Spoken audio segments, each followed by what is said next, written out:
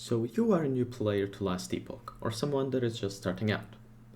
Well, in this video I'm going to give you some pointers and tips that I think you should know to improve your experience without taking away from that discovery process that we all love when we start a new game.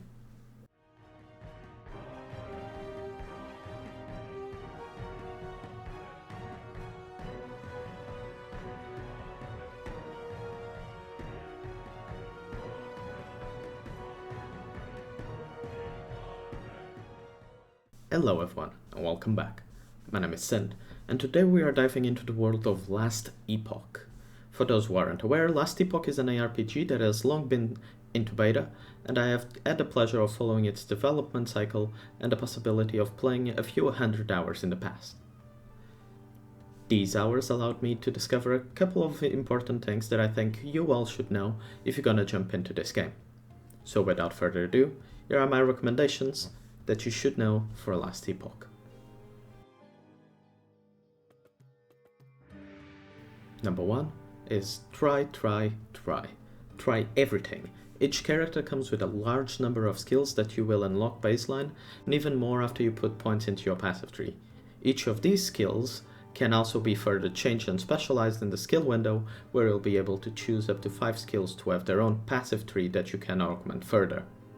Although this might seem daunting initially, don't feel discouraged. You can at any point change your specialized skill. All you'll need to do is re-level them, which shouldn't take too long. Experiment and try different skills until you find something that you are comfortable with. I feel like this game has a very unique approach to skills and to its ability to, from a single skill, have 3 or 4 different playstyles. So you should definitely dive deep into this, try things out, feel what you like and what you don't like, so you can start developing a preference, which is very, very good in these types of games.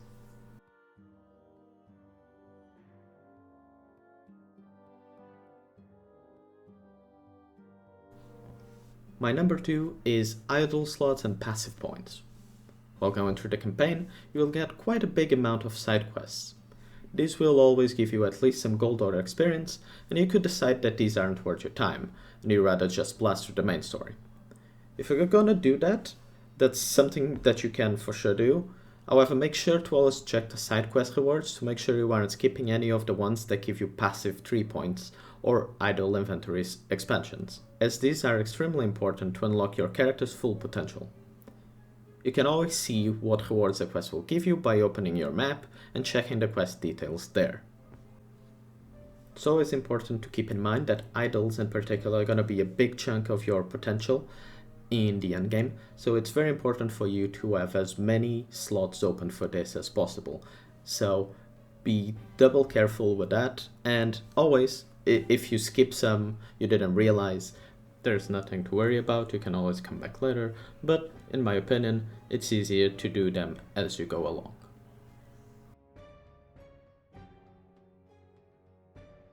In number 3 we had get comfortable with the loot filter.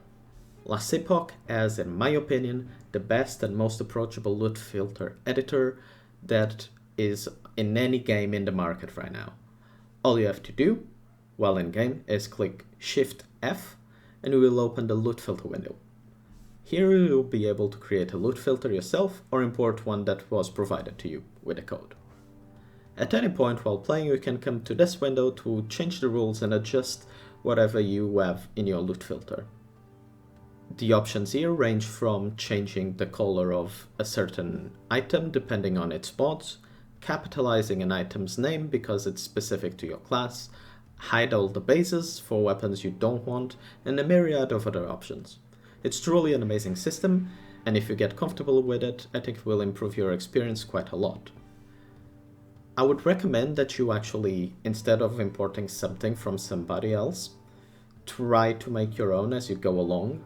This will not only make it easier for you to know what's dropping, given that you made the rules yourself, but also allow you to build experience with it and be able to, in the future when you're playing a character, even if you imported a loot filter from somebody else, you can easily identify, oh, I don't like this, let me go into the loot filter and change it up myself.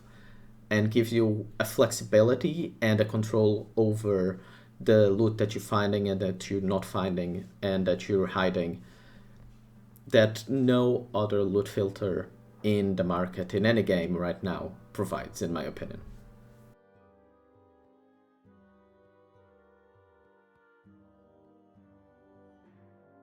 My number 4 tip for you is start crafting early. If you are a new player to the game and you have played other ARPGs, you might think that crafting is something that is reserved for later in the game, or at the very least, early on is not very efficient. However, Last Epoch crafting system is also quite unique, and I believe gaining experience with it early will be very good to start understanding things like when to use glyphs or runes, and when to just wait for a new item to drop. On top of that, you will get a ton of affix shards as you play, so there is absolutely no reason to hoard them for later use.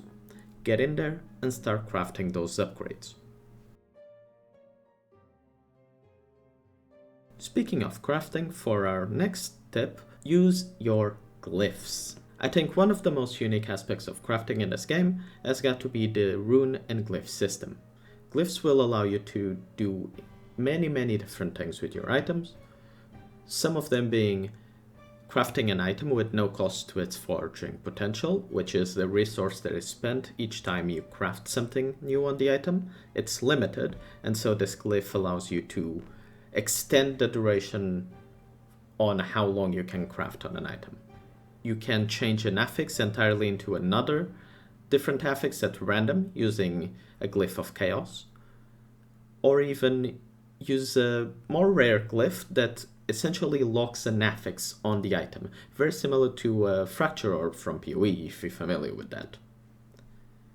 Where it differs from PoE is that this locked affix is removed from the maximum pool of affixes the item can get, allowing you to get an extra affix, bringing an item to up to 5 modifiers. So it's an incredibly powerful option for your crafting that you can get.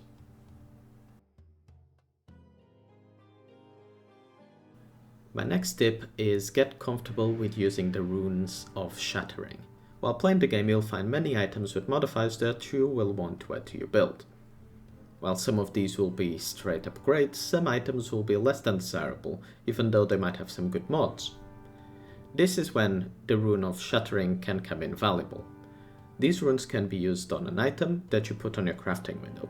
They will destroy the item and in turn give you shards. Shards being the items that you use to put and upgrade modifiers on an item. And these shards are going to be specific to the modifiers that the item that you destroyed had.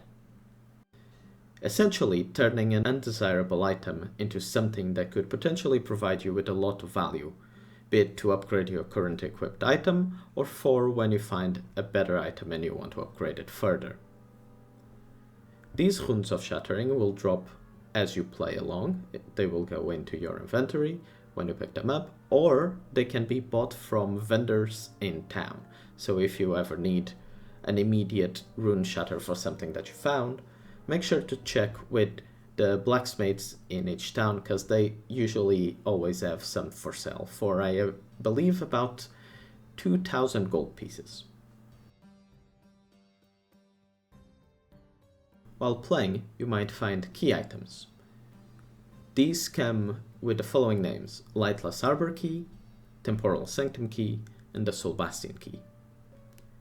These are used as single tickets to access the 3 dungeons currently available in the game. These aren't exclusively in-game areas, and the lowest of them, Lightless Arbor, has a minimum area level of level 22, so you can start working on them very early on. If you get lucky and find one of these keys, and you are of the respective level, give it a try. It's nice to break up the monotony of leveling, and is very enjoyable and can provide you with some meaningful upgrades.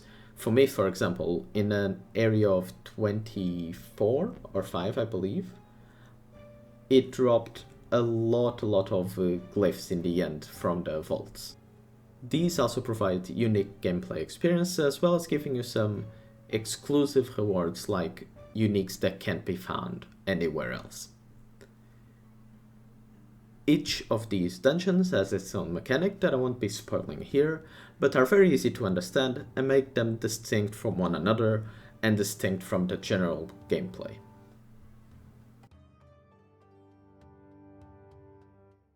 Next one is specifically for the Rune of Ascension. This rune is a very powerful tool that you might find while playing the game. While leveling a new character, just recently I've dropped 2. It is a random drop, so you can farm it, but once you have it, you can use it on any item that still has forging potential, so you cannot use it on an item that you have crafted to its maximum amount. However, it is quite powerful, since what it does is when you use on an item, it guarantees to give you a legendary item in return from that type. So if you use it on a bow, it's going to give you a bow. And I believe it respects the bases of it. So if it's, say, a Northerner bow, it's going to be a legendary Northerner bow in return. It is not incredibly common, so I would recommend, if you're following a guide, or if you want something specific for your build, make sure to use it on bases that are matching with the legendary that you want. However, it's incredibly powerful, and if you get one, do some research and use it to get a big upgrade to your build. My next tip is check the legendary drop locations. Like in most ARPGs, Last Epoch has a ton of legendaries for you to find and acquire. However, some of these have very specific drop locations that aren't immediately easy to find. For example, many legendaries can only be dropped from bosses in specific timelines. Timelines being the different endgame mapping zones you can find in a Monolith of Fate. This is to say, if you are following a guide that recommends specific legendary items, do some research to figure out where these items can drop from. Not every build is dependent on legendaries, but some are, so if you're gonna pick a guide to follow from League Start, make sure to understand if this is something that requires a specific unique to get going, and if that unique is easily accessible early on or not. This could be the difference between getting a very good start to the game and potentially enjoying your experience, or having a less than desirable gameplay experience, and in turn you're gonna feel like the game is not for you, or potentially have a negative idea of the game that is not representative of the game itself, but unfortunately of the build that you try to play. For our final tip, we're going with the cliche move of take your time. I know, but I feel like this is really important. This game has some phenomenal art and environmental design that really should be appreciated. The background in The End of Time, for example, is incredibly astonishing, and the recently reworked Act 1 also has some of my favorite environments in any ARPG. On top of that, the NPCs and the story in this game is very unique, with the traveling through time mechanic, making for a very interesting narrative that you don't really see in most other games. Add to that the phenomenal voice acting that has been done with the NPCs, and you have a very fun and unique experience that you will only get through the first time. And that's why I recommend not to blitz through the campaign towards the endgame. And those are my top tips and recommendations for anybody that is starting new on Last Epoch. I hope you found this list helpful, and if you did, consider liking the video and subscribing to the channel. Last Epoch is coming out in less than a month now, and I'm incredibly excited to dive deep into this game once the full release comes out. And I hope to see you there as well. Thank you so much for watching, and I'll see you all later. Bye bye.